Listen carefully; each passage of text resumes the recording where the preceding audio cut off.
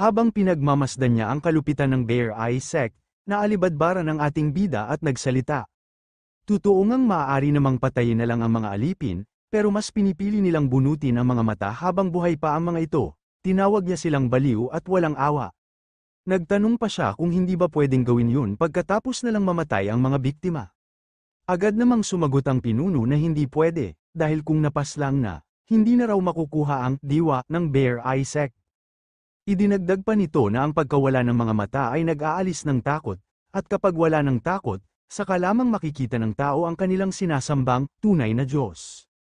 Ngunit hindi nagpatalo ang ating bida, matapang niyang sinabi na kung ganoon, bakit hindi na lang sila mismo ang unang mag-alis ng kanilang sariling mga mata, pagkatapos nila, siya rin daw ang susunod, at sabay-sabay nilang sambahin ang tinatawag nilang Bear Eye God.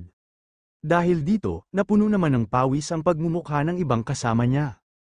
Kasunod nito, tumalo naman ang pinuno sa taas upang puntahan ang ating bida. Ngunit biglang dumating ang kanyang masamang balita, may makapangyarihang grupo raw ng mga mandirigma na pumalibot sa kanilang lugar. Nagalit ang pinuno at walang pakialam sa sinabi ng kanyang tauhan. Kaya sa sobrang inis nito sa ating bida, dali-dali niya itong inatake upang paslangin. Ngunit bago niya magawa, nagsalita ang ating bida, ngunit hindi na niya tinago ang kanyang pagkatao, nagkunwari ito. Matapang niyang ipinakilala ang sarili, na siya nga raw si Zhao Ying, anak ng maharlikang pamilya, matagal na nga raw siyang minamanmanan, at siya ang nagpadala ng mga mandirigmang iyon para lipulin kayong lahat. Sa kabila nito, nagsalita si Wu Feng sa lahat at sumigaw na protektahan si Ginoong Zhu. Nagulat naman dito ang pinuno nang mapagtanto nila na si Ginoong Zhu ay si Zhao Ying pala. Samantala, sa kabilang panig, iniutos ni Hao Xiaokong sa kanyang mga sundalo na hulihin ang lalaki sa loob ng kuweba. Wala raw pakialam kung ano ang mangyari, patayin man nila ito kung kinakailangan. Agad na kumilos ang mga mandirigma, sabay-sabay na sumugod patungo kay Wu Feng na nakatayo sa ibabaw ng bato, handang harapin ang kanilang pag-atake. Kasabay nito, inutusan ng pinuno ang kanyang mga tauhan na patayin ang ating bida sa pagsisinungaling nito. Samantala masayang umalis si Wu Feng dahil gumagana ng maayos ang kanilang plano.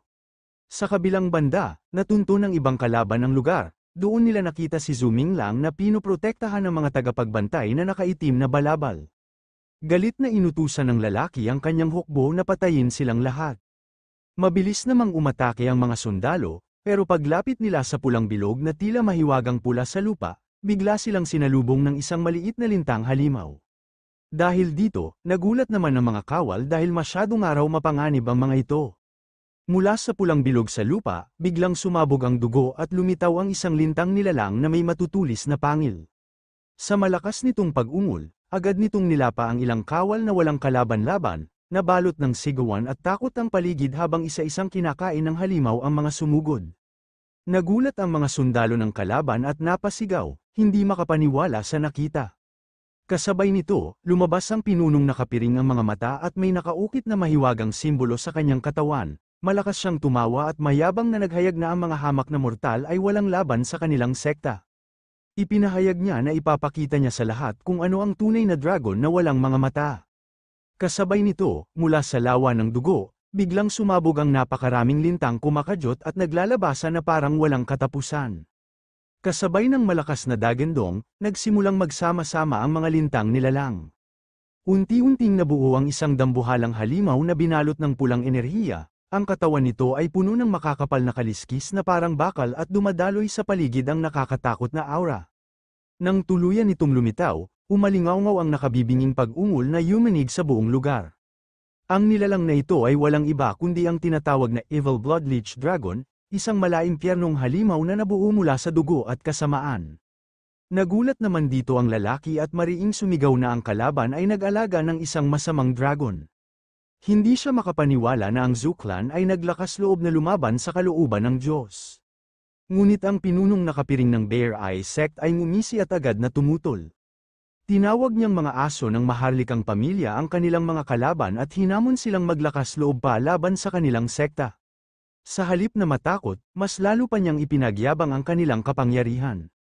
Sinabi niya na ang lahat ng dumating ay magiging alay para sa kanilang dragon. Ipinaliwanag pa niya na ang pagkain ng isang taong may kultibasyon ay katumbas ng pagkain ng daan-daan o libu-libong karaniwang tao. Sa huli, nagpasalamat pa siya ng may halakhak, dahil dala ng kanilang mga kalaban ang napakaraming masarap na pagkain para sa dragon na kanilang pinakawalan. Habang nakapalibot ang nakakatakot na presensya ng halimaw, sinubukan ng ating bida na iligtas ang mga alipin. Mahigpit siyang nag-utos na agad silang umalis, subalit, nanginginig at nanghihina ang mga alipin, hindi nila magawang igalaw ang kanilang katawan. Dahil dito, mabilis na kumilos ang ating bida, kaya pinalabas niya si Hiya upang iligtas ang mga ito. Agad na sumulpot si Hiya at buong tapang na hinarap ang halimaw na dragon ng kalaban. Nagtagpo ang dalawang mabagsik na puwersa, at yumanig ang buong paligid sa lakas ng kanilang alitan. Sa gitna ng kaguluhan, nagpasalamat ang bida sa Diyos dahil humingi siya ng payo bago sila sumugod. Alam niyang kung pabigla-bigla siya, tiyak na marami ang masasawi, kahit pa naroon sina Wu Feng at Bai Qinan. Pagkatapos nito, inutusan ng pinuno sa kanyang halimaw na unahin at patayin ang ating bida. Agad lumipad ang atake ng halimaw, mabilis at mapanganib.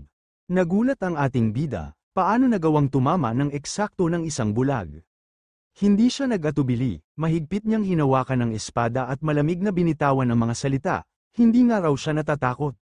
Sa isang iglap, sumiklab ang apoy sa kanyang katawan at naglabas ng makapangyarihang hampas. Tumama ang espada, winasak ang halimaw, at bumuhos ang dugo nito sa atake ng ating bida. Sa kabila ng lahat, lalo pang nag-apoy si Moye. Kasunod nito, sumugod naman dito si Hao Xiaokong gamit ang kanyang dragon, at sinisigaw nito ang pangalan ng ating bida na may pagkagalit. Nagkunwari naman ang ating bida na kakampi niya si Hao Xiaokong, kaya gumawa ito ng paraan para make-ayat niya ang kalaban na labanan niya si Hao Xiaokong. Natuwa naman dito si Zhu Minglang, dahil plano niyang gamitin si Hao Xiaokong bilang panangga laban sa halimaw at bitag upang makakuha ng pagkakataon laban sa kalaban. Habang palihim na nakatawa, inamin ng ating bida na kailangan lamang niyang mahulog sa bitag si Hao Xiaokong para sa kanyang sariling pakay. Naniwala naman ang pinuno sa panlilinlang ng ating bida at galit na nagbanta. Aniya, uunahin niyang patayin ang kasamahan ng ating bida bago dukutin ang mga buto nito. Ngunit agad na tumutol si Hao Xiaokong, mariing sinigaw na hindi siya tauhan ng bida. Kasabay nito, nagpakawala ang kalaban ng nakamamatay na kapangyarihan. Umalingaw-ngaw ang nakabibinging ugong at mula sa lupa ay bumulwak ang isang higanteng haligi ng dugong enerhiya na yumanig sa paligid. Sa gitna ng pulang liwanag at rumaragasang aura, lumitaw ang isang nakakatakot na nilalang, ang tinatawag na Evil Eyeless Dragon, isang halimaw na nasa mataas na antas ng monarch level. Umalingaw-ngaw ang malakas nitong alulong, tanda ng kapahamakan sa lahat ng naroroon.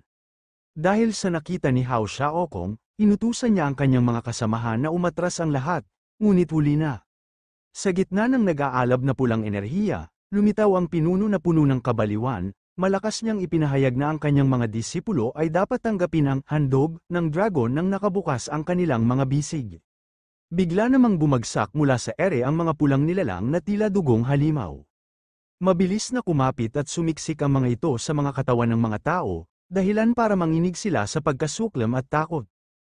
Ang ating bida ay nagpumiglas, mariing sinabing hindi siya naniniwala sa ganoong bagay at tinanggihan ang maruming sumpa. Ngunit para sa ibang hindi nakaiwas, tumagos sa kanilang laman ang mga pulang nilalang. Pumutok ang dugo, at kasunod nito ay isang nakapangingilabot na anyo. Ang mga dating tao ay naging halimaw na may itim na mukha, pulang kumukutitap na mga mata, at matitinding katawan na puno ng galit at lakas. Sinubukan ng isang lalaki na umatake at hiwain ang isa sa mga halimaw na bagong nabuo. Ngunit laking gulat niya nang kahit tinamaan na ito ng kanyang espada, patuloy pa rin itong nakangisi at hindi naapektuhan ng sugat. Nanginginig siya sa takot at napasigaw, tinatanong kung anong uri ng halimaw ang kanilang kaharap. Bago pa siya makatakbo, mabilis siyang sinunggaban ng nilalang, at hinawakan siya nito sa kanyang ulo.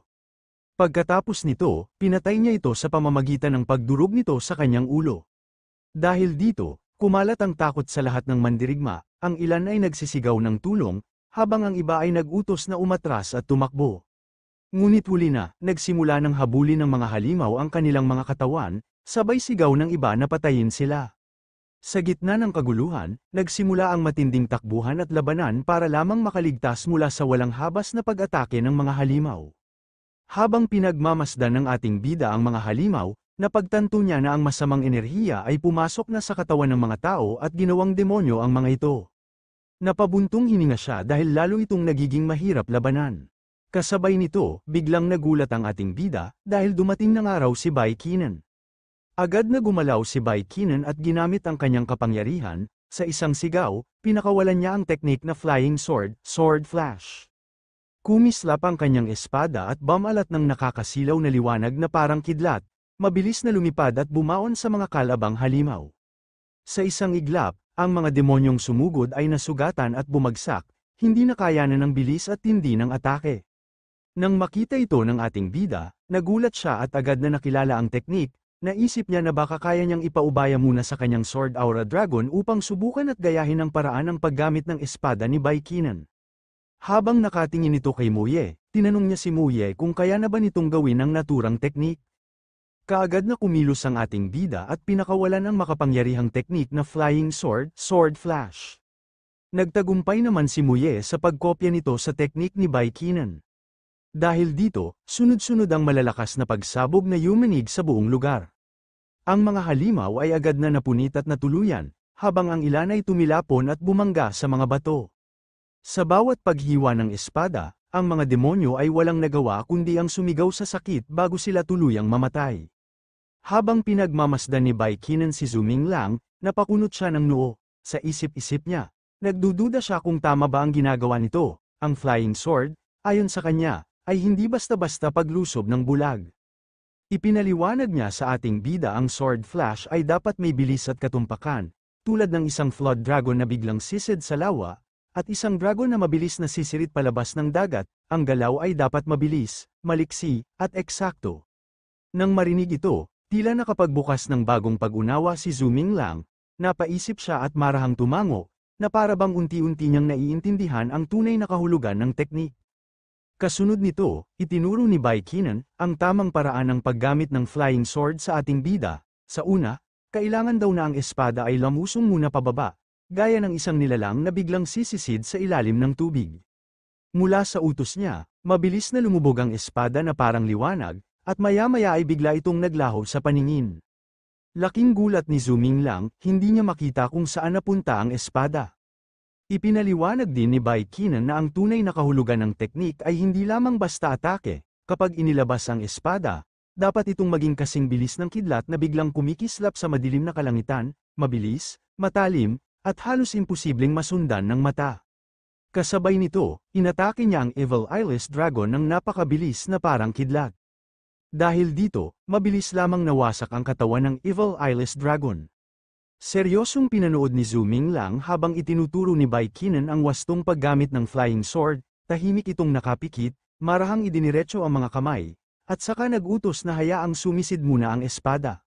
Sa isang iglap, naglaho ang espada at biglang bumagsak mula sa itaas, kasabay ng malakas na dagandong at nakabibinging ungol ng pulang halimaw.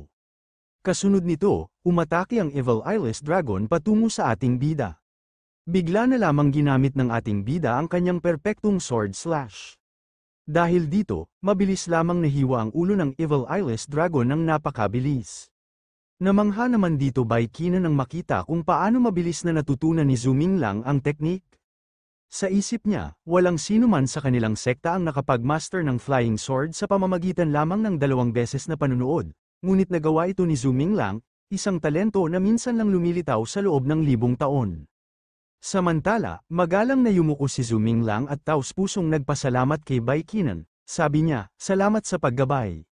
Bagamat malubhang tinamaan ng sword flash, mabilis na naghilom at muling bumangon ang Evil Eyeless Dragon. Ang nakakatakot na kakayahan nitong makabawi ng lakas ay nagdulot ng kaba kay Zuming Lang. Kaya't lumapit siya kay Bai Qinan at nagsabi, Miss Bai, napakalakas ng Evil Eyeless Dragon, mas mabuting tapusin na natin ito ng sabay upang hindi na ito magdulot pa ng mas malaking gulo. Sumang-ayon si Bai Qinan at tumango, kasabay nito, pinalabas na ng ating bida si Bai Qi. Kasunod nito, sumugod si Bai Qi na gamit ang kanyang ice element sa ere. Dahil dito, naging yelo naman ang Evil Eyeless Dragon. Ngunit winasak lamang ito ng Evil Eyeless Dragon sa pamamagitan lamang ng pag-roar nito. Bumuo naman si Bai Qi na kanyang wind element upang gumawa ng malaking tornado. Sa isang iglap, pinakawalan naman ito ni Bai Qi, ngunit hindi naman nagpatalo ang halimaw, kaya pilit niya itong nilabanan. Ngunit sa kasamahang palad, nilamon siya ng buo ng tornado ni Bai Qi. Kasabay nito, inutusan ng ating bida kay Moye na paslangin niya ng araw ang Evil Eyeless Dragon. Mabilis naman sumugod si Moye sa halimaw, kaya sa isang iglap, mabilis lamang itong namatay. Napamura naman dito ang pinuno ng mga kalaban dahil imposibleng araw na matatalo siya na ganun-ganun lang. Kaya bumuo ito ng kanyang hand seal, upang buhayin muli ang kanyang Evil Eyeless Dragon. Kasabay nito, inutusan niya din ito na sumipsip ito ng dugo sa kanyang mga tauhan,